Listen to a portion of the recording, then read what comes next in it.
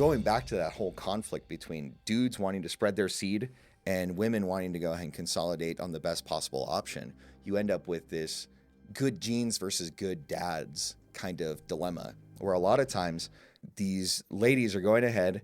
I use the term ladies loosely. These girls are going and having fun in their 20s and having a kid with a dude that they couldn't lock down. And then they end up in the single mom dating pool, and they hope that some guy is going to go ahead and rescue them and be their provisioning and support. And so now this guy is going to have all of the responsibility associated with providing for a family with none of the tangible benefit associated with it. No authority in making sure that they can discipline the children as they see fit, and his gene pool isn't perpetuated unless they themselves have a kid too, and hopefully more kids than she had before the relationship. And that's just a tough pill to swallow for a lot of guys. And though it is advantageous in a lot of like really underhanded ways for women, most of the time women aren't doing this consciously. They're just being driven by their emotions to do these things. And so a lot of times they're victims of this programming that they've been given in our society, where society is saying, hey, look, whatever you do, we'll support you. And anytime there's a major element of responsibility, there's some way for that responsibility to be put somewhere else. And I think that's just crazy that that's the case. But we end up where we're at because of it. I'm in the spirit of saying like the weird thing. It's like, yes, it goes back to, again, women wanting all of the options and none of the consequences from those, and the responsibility that comes with the choices that they make. And they just kind of get set adrift on whatever seeks their fancy. But it's a lot of it is because they're being fed all of this. You can do whatever you want to do. And if you want to, you can go pursue a career first and then you can settle down. Or you can, and then along the way, it's like, you know, again, chasing Chad, where they're just like, oh, well, he's swept me off my feet and then I didn't plan on having a child and blah, blah, blah. But I'm still working on my career and I'm just going to go it alone and be a single mom because the world told me I can. Sure. And then they get to a certain point where they're like, oh my goodness, this child's growing up. And especially if they, honestly, I was talking to my friends about this, where it was just like, you know, how, especially if you have a boy, like their sons need their dads. Mm-hmm. And there's only so much a single mom can do. If you're a lot of single moms will agree, like, yeah, you can try, but there's going to come a time where this kid needs like a dude in his life to like, and that's when they go looking for Captain Save-A-Ho. And I'm sorry. Captain Save-A-Ho, yeah. Yeah, there you go. Yeah, there you go. But, you know, and then they get to this point in their lives where they've maybe gone to school, got a degree. They're trying to like start a career at that point, but they're already like with a kid and stuff. They're behind the 8 ball. And then they figure out, oh my goodness. And even if they do find Captain Save-A-Ho, like it's already like now he's also expecting more kids. Sure. Because why shouldn't his genetic line be, you know, continued? So let's be honest, that is like already a big compromise to be able to take on somebody else's kid. Oh, it's a huge compromise for a dude to take on somebody else's kid. But at least maybe they're getting like 1 or hopefully 2 more kids out of the deal for taking on this other one. Mm-hmm. Or worst case is they just go, well, I'm done with men because I've had this bad experience and all of that stuff. And then they're like, oh my goodness, I've missed everything. But no woman in this culture, especially when they're young and they're at the peak of their beauty and virility and fertility and all this stuff, wants to be told by some old hag that's led this like disenchanted life. They don't want to be told how to live their lives because, again, society is like in their ears telling them you can do anything. And that voice is louder than this person going, please learn from my experience and do better than I did. and the whole you can have whatever, don't settle is perpetuated, sadly, because it's so much easier to believe. Oh, yeah. Well, like, it kind of reminds me of the illustration that it's much easier for someone to drag you down than for other people to lift you up, right? And a lot of times, what people do in the illustration to demonstrate this is you'll have somebody stand on a chair, and you'll have the person that's standing on the chair attempt to lift the person that's below them up to their level. And then obviously it's very difficult to do that, like mechanically speaking, even if they're roughly the same weight and all of that. Because gravity, right? And then in the second part of the illustration, you do it in reverse, where it's incredibly easy to pull someone off of a chair, regardless of some disparate weight class, anything. It's super easy to pull someone down off of the chair, even if the person on the chair is 250 pounds and the person pulling is only about 100 pounds. That's just how gravity works. Mm-hmm. So if you've got somebody that's trying to provide that experiential learning to somebody else, it won't speak as highly as this well orchestrated and perpetuated message that's coming from the society as a whole. The only thing that's really going to move the needle in a positive way, honestly, is for, and it sounds really, really like harsh, but it's like for that behavior not to be rewarded. Mm-hmm. Like having a single mom, don't be Captain Save-A-Ho. Yeah, don't reward that behavior. Don't reward the behavior. And then finally, maybe the consequences of their actions have to catch up with them because they can't find Captain Save-A-Ho. Mm-hmm. Yeah, and then you have the problem with simps where they're going to go ahead and they just can't get it anywhere else, so they'll just accept it because that's the best that they can get.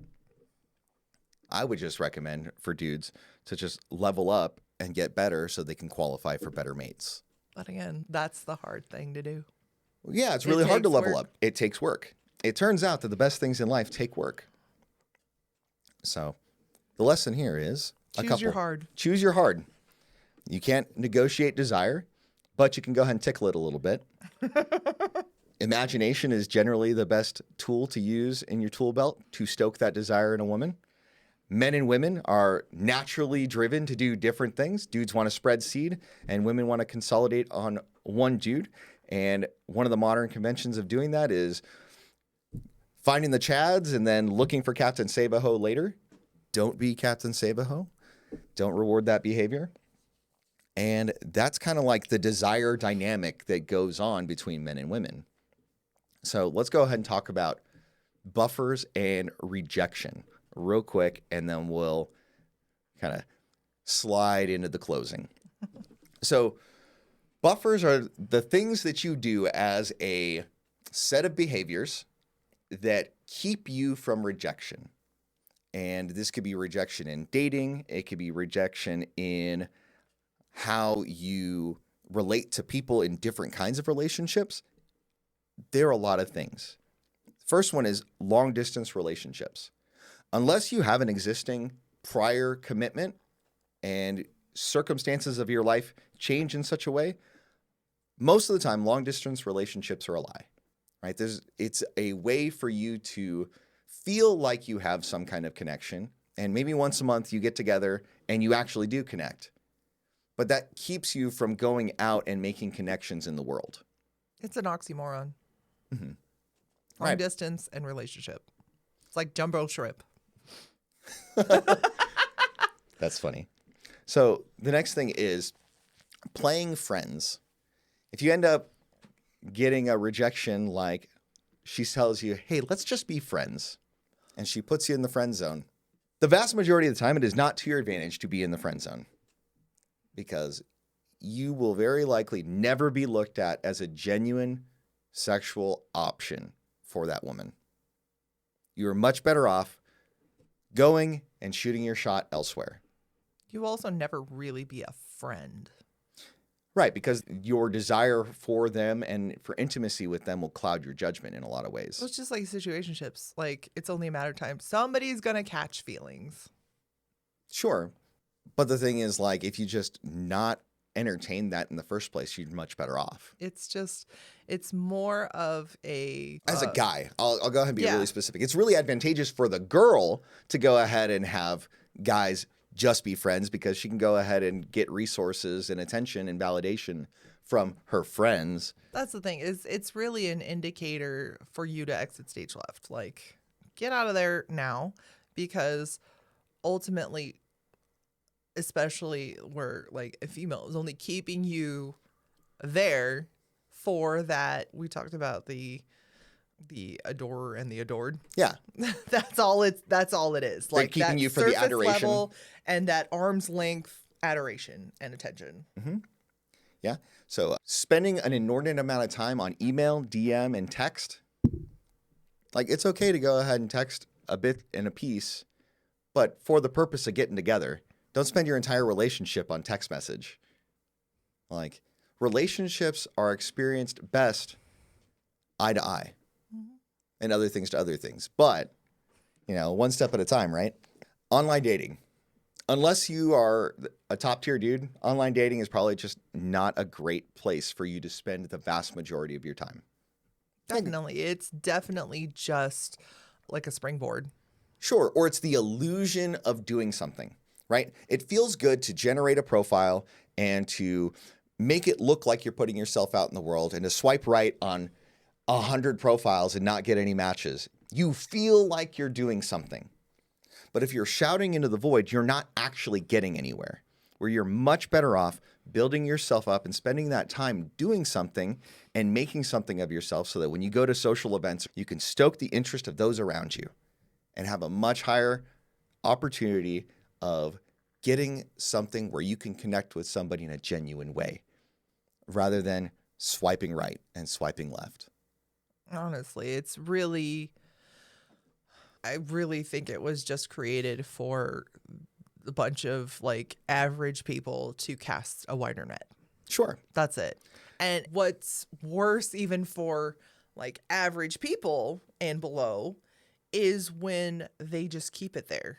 They're not even just trying to cast a wide net and then figure out of that what filter. They just kind of keep the doors open and just like whoever happens to wander in and just keeping it there. Sure. And there's a big difference between how men and women use it too, right?